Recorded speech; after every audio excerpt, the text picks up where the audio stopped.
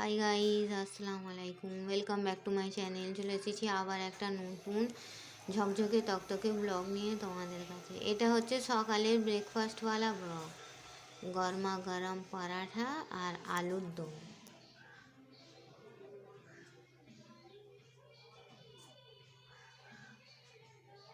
শীতকাল, তার ওপর গরমা গরম পরাঠা আর আলুর দম, মটরশুঁটি, টমেটো মটরশুঁটি দিয়ে আলুর দম।